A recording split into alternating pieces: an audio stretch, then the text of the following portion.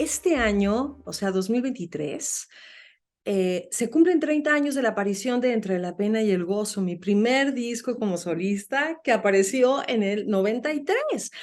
Entonces, creo que en un medio artístico como el mexicano, en donde todo puede ser fugaz y pasajero y efímero porque es tan difícil, o sea, uno tiene que ir a contracorriente, me parece muy digno de festejar el que mi proyecto como Jaramar lleve ya 30 años, 16 discos y siga vigente, siga produciendo, siga tratando de decir cosas, ¿no? Y de llegar al público. Entonces, así empezó este año cuando me di cuenta de esto. Yo estaba en medio de la preproducción de lo que será mi próximo disco para el año próximo, pero dije, a ver, pongamos un pequeño alto en esto y pensemos en que hay que celebrar y buscar los medios para organizar conciertos de celebración, sobre todo de agradecimiento, mira, agradecimiento al público,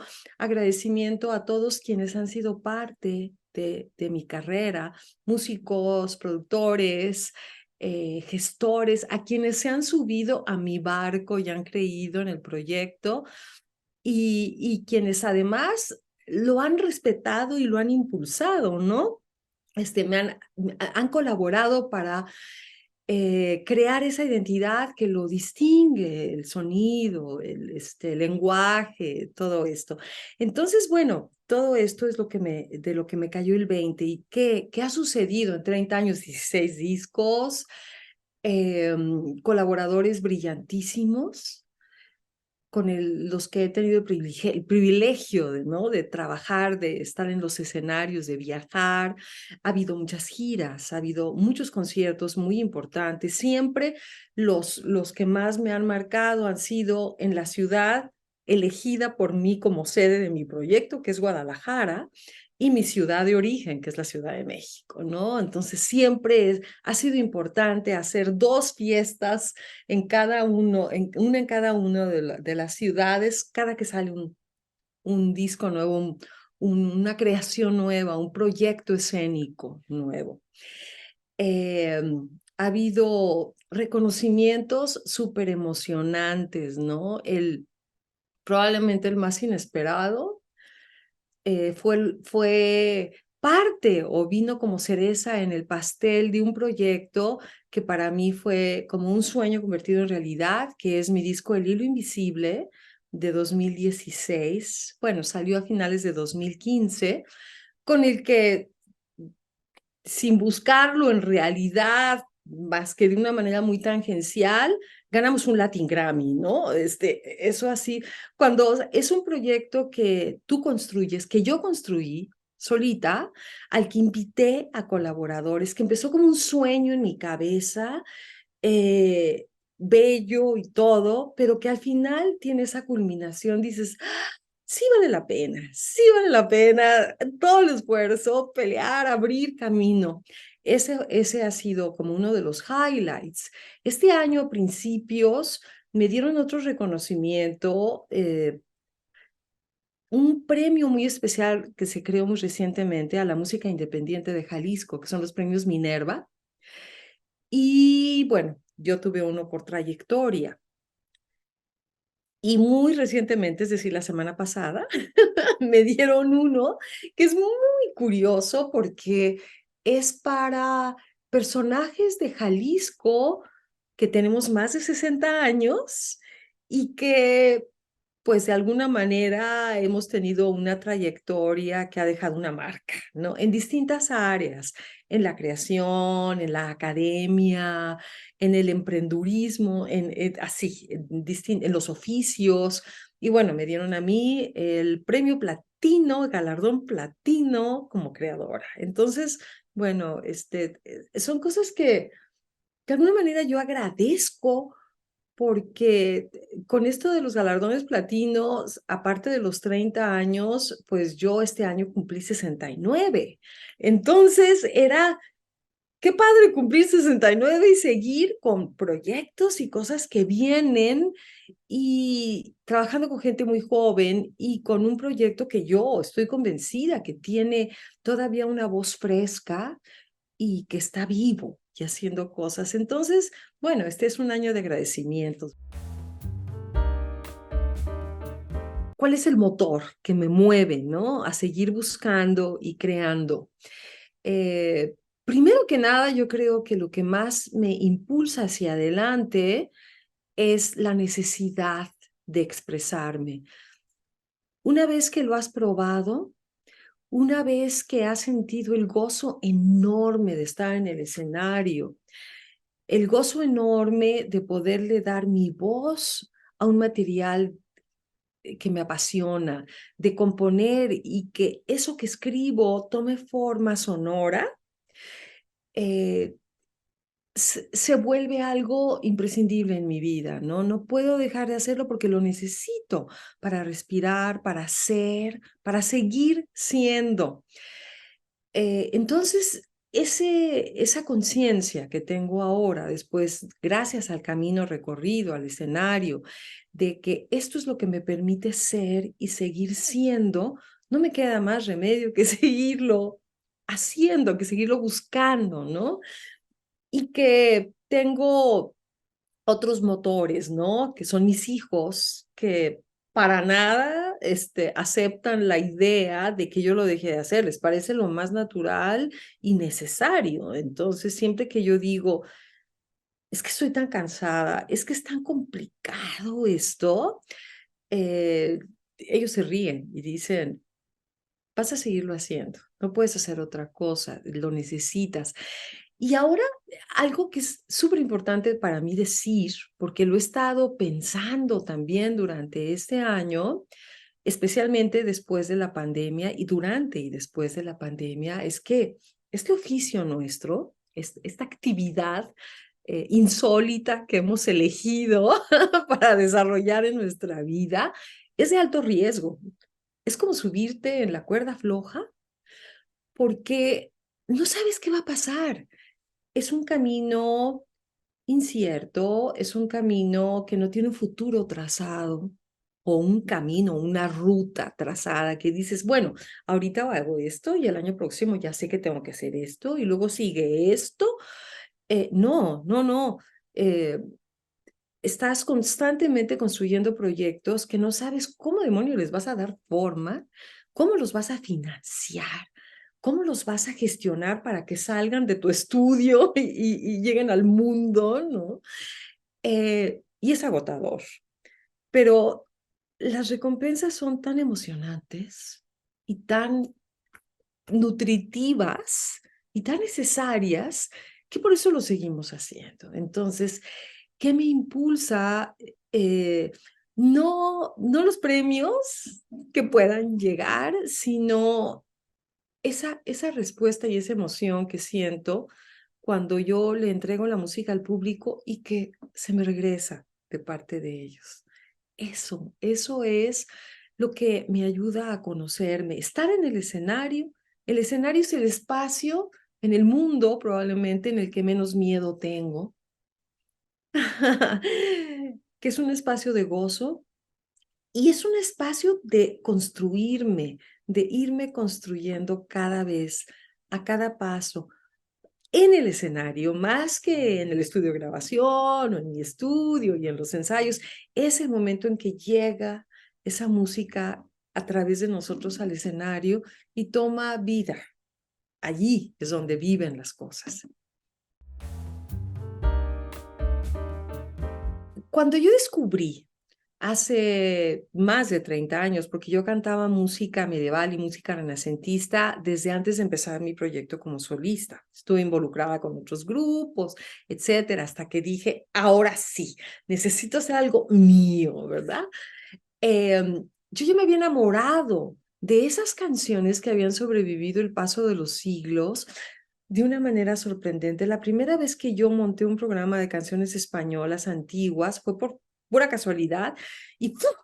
Fue un descubrimiento y un gran enamoramiento. Yo dije, qué cosa tan maravillosa, pero además estas canciones le pertenecen a mi voz, son mías, no sé por qué, pero fue un encuentro así como de, yo tengo que cantar esto, es lo que mejor me queda, las puedo decir y las siento propias. Entonces se convirtió en la materia prima de la que me nutrí cuando yo empecé a hacer mi proyecto como solista, como Jaramar. Dije, tiene que salir de allí. Con el tiempo empecé a componer, pero tienes razón, cada disco mío es conceptual, sigue una línea temática, no son canciones elegidas al azar, son canciones que cumplen una función temática para cada disco. Yo soy clavadísima en esa parte, siempre fui clavadísima en la parte como, no sé si pueda llamarse académica, que después se convirtió en conceptual. Siempre empiezo planeando esto dentro de mi cabeza y muy pronto toma la delantera la parte intuitiva, la parte emotiva. Entonces es una combinación de las dos cosas, pero sí es muy importante para mí el contenido, llenar de contenido cada disco. Cada uno de mis discos tiene una columna vertebral temática. Las canciones las escojo en función de lo que quiero decir en ese disco, lo que quiero explorar temáticamente. Los textos son fundamentales para mí. Es lo que primero me atrapa de un material musical. Entonces así fui construyendo cada disco. Eh, Todas las naves del mundo es una colección de canciones viajeras del mestizaje. De alguna manera, porque es mi disco de la pandemia, entonces de alguna manera en ese tiempo lo grabamos en la pandemia, lo armé durante la pandemia. En ese tiempo yo quise hacer como, pues no sé si una especie de síntesis temática de lo que había sido todo mi viaje a través de mi discografía. Entonces, hay canciones del siglo XIII, siglo XV españolas, pasando por textos de Sor Juana, canciones tradicionales mexicanas y mis composiciones. Porque yo llevaba ya un par de años fascinada con el lenguaje del mestizaje, con el concepto de esta fusión de culturas que es el mestizaje, que nos define a nosotros, que me define a mí como una artista mexicana contemporánea, resultado de muchos ingredientes que se fusionaron y que se seguían fusionando, ¿no? Eh, por supuesto, a mí me ha nutrido mucho esa memoria lírica de mis ancestros, ¿no? De mis ancestros desde España, te digo. Y luego los textos poéticos que se generaron gracias a poetas como Sor Juana Inés de la Cruz. eh, y todo eso, de alguna manera, marcó el camino de la lírica mexicana mestiza. Yo me he encontrado versitos, líneas de romances antiguos, de canciones incluso sefaradís en las peteneras de Veracruz, en canciones de Oaxaca, en canciones de América del Sur, ¿no? De Venezuela, de Argentina, que dices, qué maravilla, eso son las canciones viajeras, la lírica tradicional que llega y se pega con esto y deja una semilla. Entonces, en todas las naves del mundo, yo quise mostrar eso con arreglos muy personales, muy, digamos que sofisticados o desarrollados, o tomando como materia prima original estas canciones en su texto y su melodía, las canciones antiguas que seleccioné. Y en su mayoría hablan del amor, que es del amor, del desamor, de la nostalgia. Hay canciones oscuras, hay canciones luminosas. Y la canción, hay dos canciones que son composiciones mías. Una es un texto de Sor Juana al que le hice música, y otra es una canción enteramente mía está muy inspirada en las canciones de la Sierra de Puebla y de Veracruz, es decir, es la música campirana con reminiscencias de la Huasteca. Eh, y bueno, es un disco lleno de afecto, porque lo hicimos en la intimidad de mi casa y de mi estudio casero, te digo, durante la pandemia. Fue un disco resultado del aislamiento creativo, del encierro, refleja, por supuesto, eso, ¿no? Tiene muchos claroscuros. Y me encantó, porque lo hicimos de una manera absolutamente distinta a todos mis discos. No lo pudimos ensayar porque no podíamos reunirnos, ¿no? Entonces era imaginar cómo podía sonar.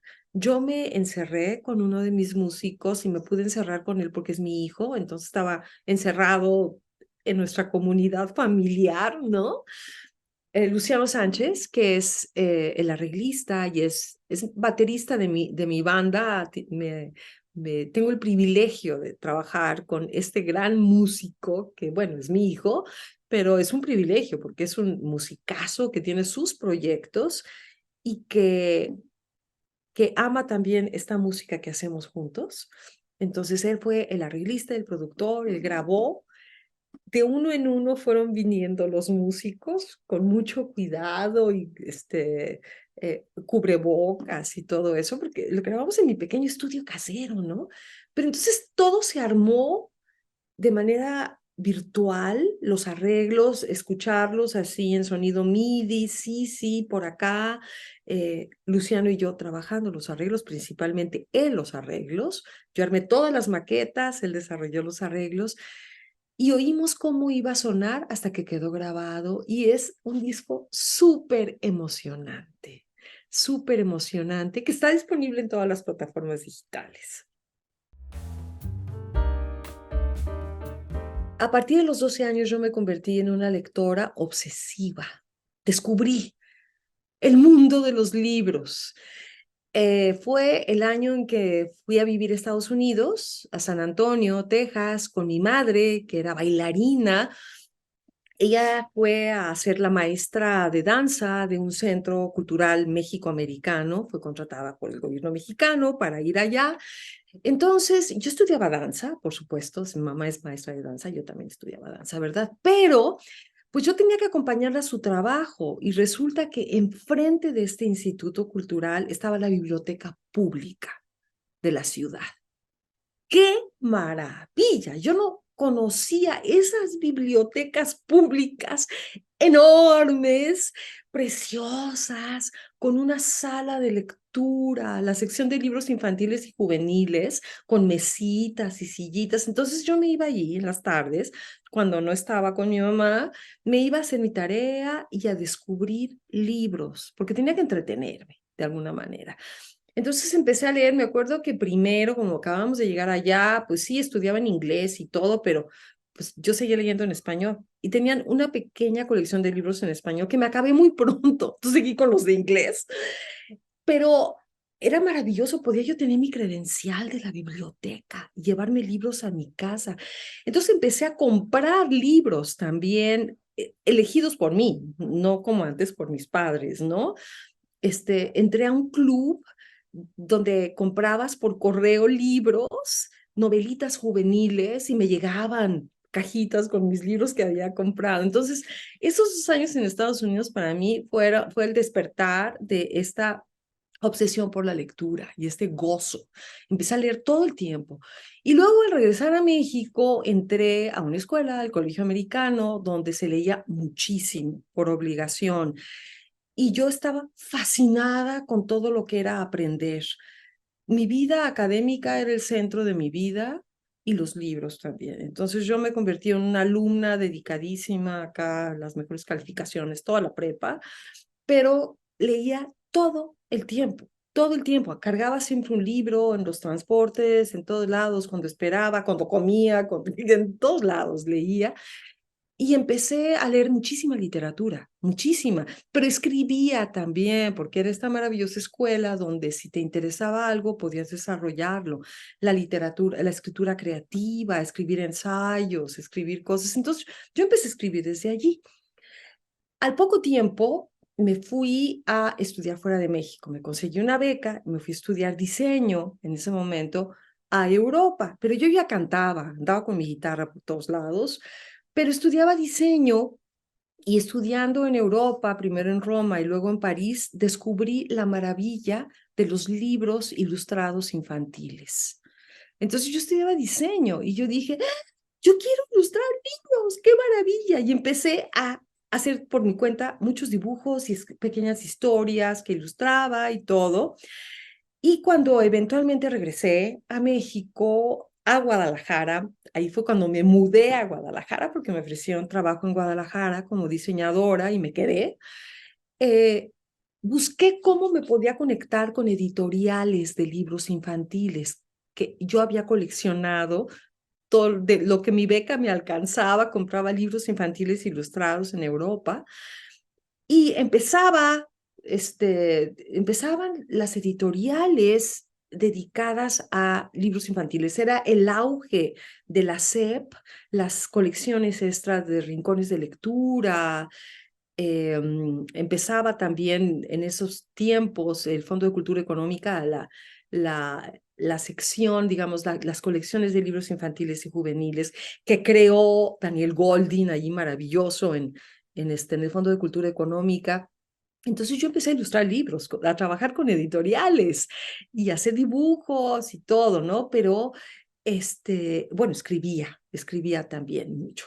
Ese es el inicio de mi amor así por los libros. Entonces, nunca he dejado de leer. Eventualmente dejé de hacer ilustraciones, lo hago muy ocasionalmente, esporádicamente. Mi trabajo en el diseño se convirtió en mi trabajo en la pintura. Pero la escritura, que ahora está vaciada principalmente en mi trabajo de composición, en donde lo primero que hago es los textos, escribo, y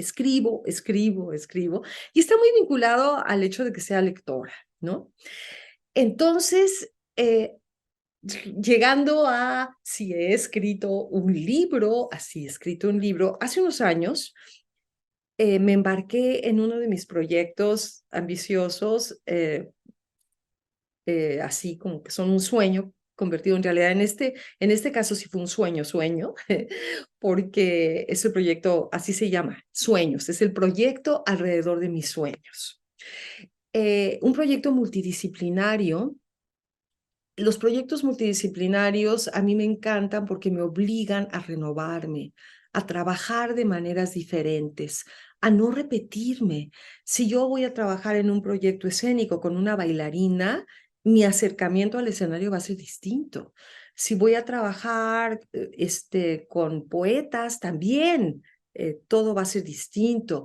Si voy a trabajar con un creador de multimedia, la concepción del escenario y lo que va a suceder en él va a ser distinto. Entonces, mi proyecto de sueños surgió de la idea de componer una serie de canciones sobre los sueños de una noche, los distintos sueños, las distintas formas de soñar que hay a lo largo de una noche, que pueden empezar con sueños amables, muy cercanos a la vida cotidiana, donde todavía sientes que puedes controlar lo que sucede, empiezas a imaginar cosas y eso se convierte en una historia, hasta cuando ya intervienen otros ingredientes fuera de tu control, como el miedo, como el dolor, como la incertidumbre, como el no conocer el rumbo, ¿no? Y luego regresar a lo conocido con el despertar. Entonces eran una serie de canciones alrededor de esa idea. Cuando yo empecé a trabajar con Karen de Luna, bailarina, con Ricardo Arzola, creador de multimedia, sobre todo con ellos dos, porque también intervino una maravillosa escenógrafa y todo, pero con ellos dos diciéndoles de qué se trataba, qué podía pasar en el escenario, cómo podíamos interactuar Karen y yo, cómo íbamos a contar la historia. Ellos me dijeron, escribe un guión, es lo que necesitamos, así vamos a poder entender más claramente lo que quieres. Lo que imaginas que suceda, eso escríbelo y nos haces un guión. Entonces, yo escribí un guión mucho más literario que escénico, eh, donde empecé relatando el ambiente, el clima, lo que se ve, lo que se siente, y luego la historia que van contando las canciones. Y le pedí a mi queridísima amiga Carmen Villoro, poeta, que si podía escribir un texto como hilo conductor para ir guiando al público, ¿no? Como pequeños fragmentitos de texto que se iban a decir a lo largo del espectáculo. Y ella me dijo, mira, ella conocía las canciones que yo había compuesto ya y me dijo, mira, yo voy a escribir un poema. Es lo que hago, ¿no? Entonces voy a escribir un poema largo del que tú podrás tomar lo que necesites, fragmentitos, lo pongo a tu disposición y tú lo usas. Y eso sucedió, escribió un maravilloso poema y del que tomé pequeños fragmentos. Y cuando estábamos en esto dijimos, esto tiene que convertirse en un libro. Esto tiene que convertirse en un libro porque además todas las imágenes para la multimedia eran dibujos míos, eran ilustraciones mías. También había video, había animaciones de cosas. Entonces, usando como imágenes para el libro las ilustraciones que hice, este, fotos del espectáculo, yo escribí, tuve que hacer como otra escritura, porque iba a ser un libro para ser leído, para ser visto, y fui con un colaborador cercanísimo que es Abelino Sordo, que es diseñador editorial, que ha diseñado buena parte de mis discos, carteles para mí, pero se dedica a hacer libros. Hicimos este preciosísimo libro que se llama Sueños, un viaje, pasta dura, eh, ilustrado por mí. Están las ilustraciones de las que se hicieron todos los elementos de multimedia. Es preciosísimo y, bueno, por supuesto, está ilustrado, pero tiene todo el guión escénico, fotografías, y al final viene un apéndice con el poema completo de Carmen. Entonces, bueno, este sí es un libro, que salió, está a la venta, por ejemplo, se distribuye, estuvo un tiempecito en el Péndulo y ahora se distribuye en la librería Carlos Fuentes de la Universidad de Guadalajara y, por supuesto, en mis conciertos. Entonces,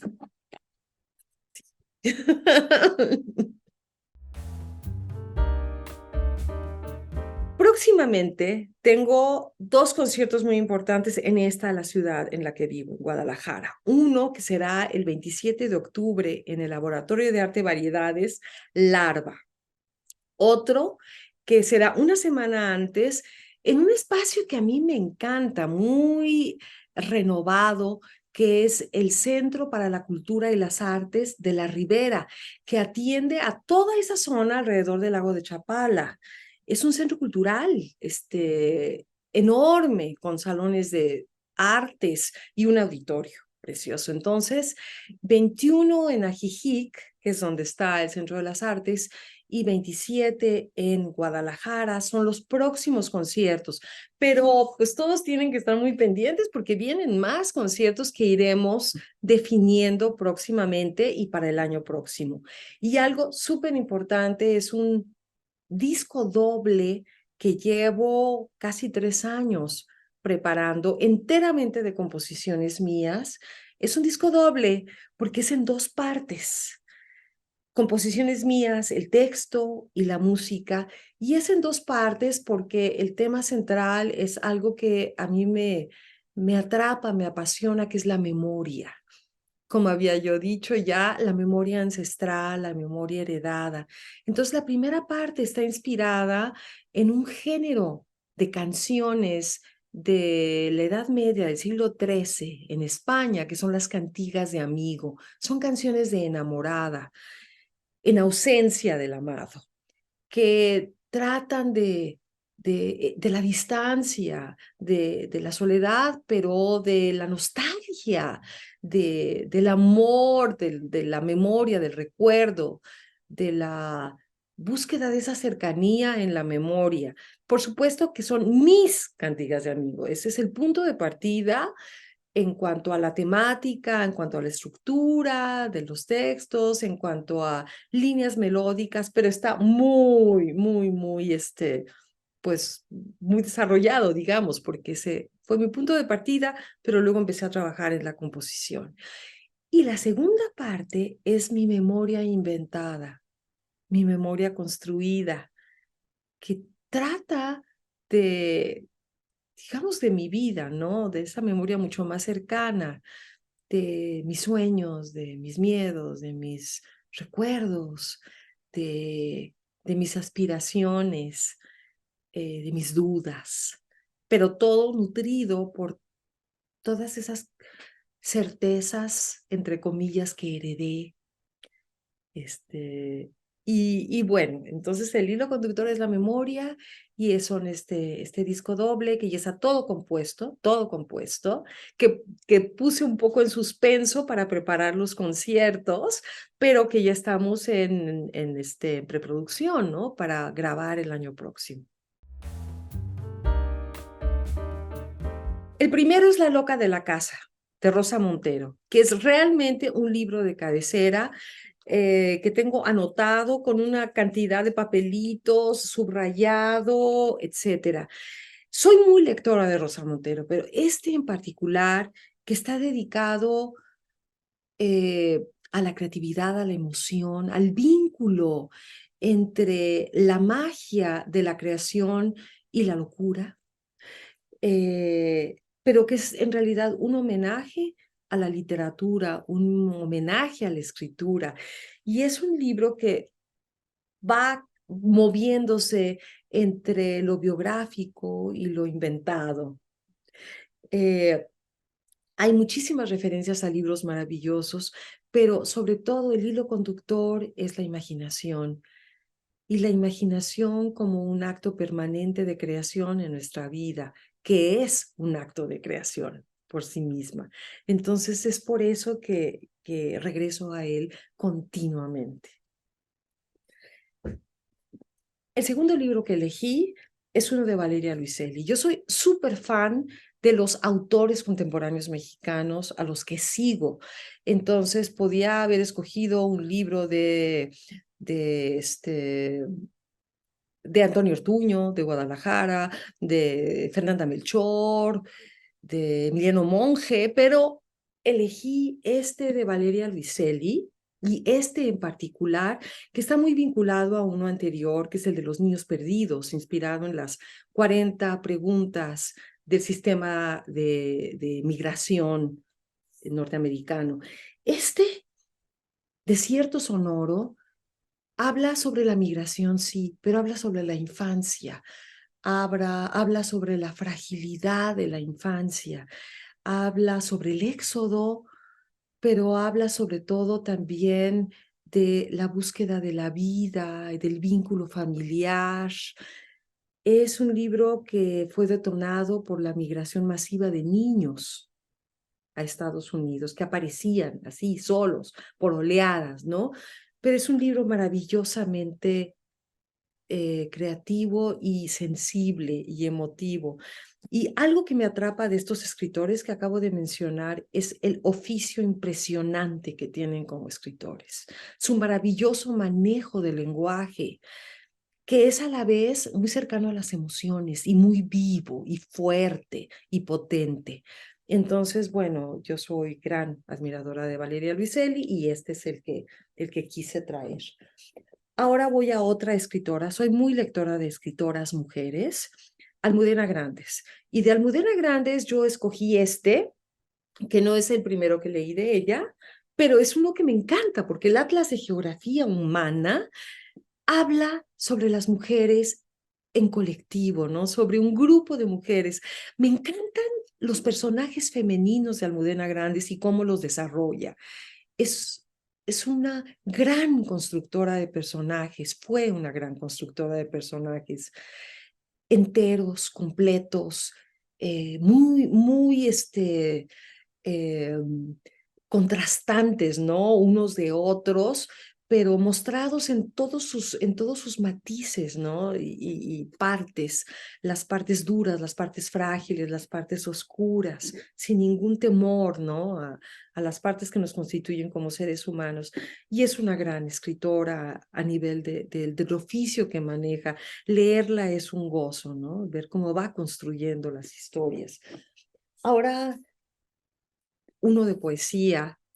Yo hay tres poetas mexicanos que leo, a los que regreso continuamente. Uno es Rosario Castellanos, otro es Eduardo Lizalde y María Baranda. Y de María Baranda, Atlántica y el Rústico, es un libro al que regreso, sobre todo si tengo la idea de plantearme un trabajo de composición, su manejo de las palabras, de las frases, de las metáforas, pero sobre todo de todo lo que hay detrás de sus frases. Es como si hubiera un universo de imágenes, ¿no? Me gusta mucho leer a poetas que escriben llenos de imágenes. Y bueno, María Baranda me parece una verdadera maravilla. Y escogí también, leo mucho en inglés por mi formación, ¿no? De académicas de niña y todo, mi escolaridad. Ese es un libro que me fascinó. Cuando descubrí a Dave Eggers, esta es su primera y exitosísima novela, que lo estableció como la gran revelación en la literatura norteamericana. ¿Cómo se puede traducir? A Heartbreaking Work of Staggering Genius. Una obra de genio deslumbrante y enternecedor, así, ¿no? Es un libro biográfico, es un libro que habla de él, de cuando sus padres murieron y él tuvo que hacerse cargo de su hermano muy pequeño y todo lo que sucedió después, él tratando de construir una vida como periodista, como editor y como escritor. Está maravillosamente escrito, con tanto humor, pero con un uso del lenguaje verdaderamente profundo y maravilloso. Y además tiene esa forma de construcción muy a la Cortázar como Rayuela, que puedes leerlo de distintas maneras o dejarlo de leer. Y este libro se ve muy leído, he regresado a él muchísimas veces porque realmente se convirtió como un referente en una época de mi vida, porque habla de las emociones, habla de la creatividad, habla de la creación, habla de un creador en búsqueda de sí mismo en proceso de construcción. Y bueno, no puedo, si voy a hablar de los libros que he leído en inglés, no puedo dejar de hablar de Margaret Atwood, que es alguien, una escritora a la que he leído muchísimo. Sobre todo pienso que por sus personajes femeninos. Ahora es muy conocida por esto del cuento de la criada que se convirtió en esta serie tan exitosa. Probablemente ese fue el primer libro que leí hace, yo no sé, casi 40 años. Eh, pero La novia ladrona, The Robber Bride, me gustó muchísimo porque habla de cuatro personajes femeninos, tres amigas que se hicieron amigas por causa de la cuarta, que no era muy querida por ellas ni era muy buena onda. Pero son tres personajes tan queribles, tan diferentes entre sí, pero con los que yo me identifiqué plenamente en ese momento de mi vida. Yo podía encontrar cosas de cada una de ellas que eran el reflejo de lo que yo estaba haciendo o tratando de ser, ¿no? Entonces, cuando encuentro un reflejo de mi vida o de mis miedos o de mis búsquedas en un libro o en un personaje, inmediatamente lo adopto, ¿no? Como un compañero de viaje y de vida.